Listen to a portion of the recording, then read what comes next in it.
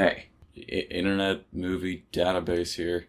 So you know the continents, right? Asia, Africa, North America, South America, and Australia? That list is actually incorrect. This one isn't Australia. It's a lie made up by Bass Pro Shop to sell boomerang. That continent's actually Oceania in all official continental breakdowns, and it's more than just the island of Australia. I dislike Oceania for its one critical flaw. See this map? How many countries would you say are on this map? 3? Maybe 4? What if I were to tell you that this, and this are all countries?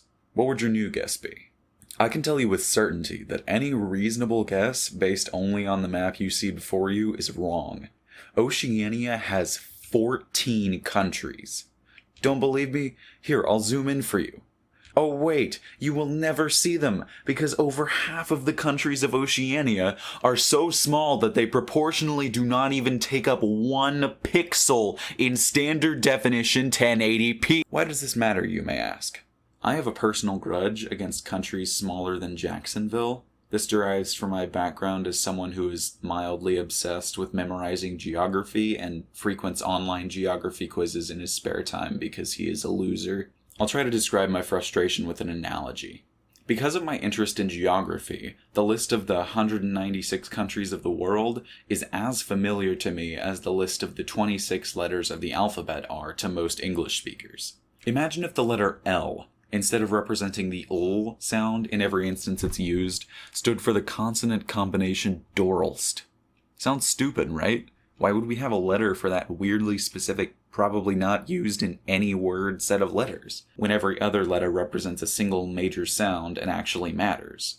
Why would we have countries the size of baseball fields that mean literally nothing in the world scale and do not contribute to world politics in the slightest, when the other countries are larger than baseball fields, do stuff sometimes, and actually matter? That's my general thought process when looking at the tiny island nations in Oceania and most micro-countries.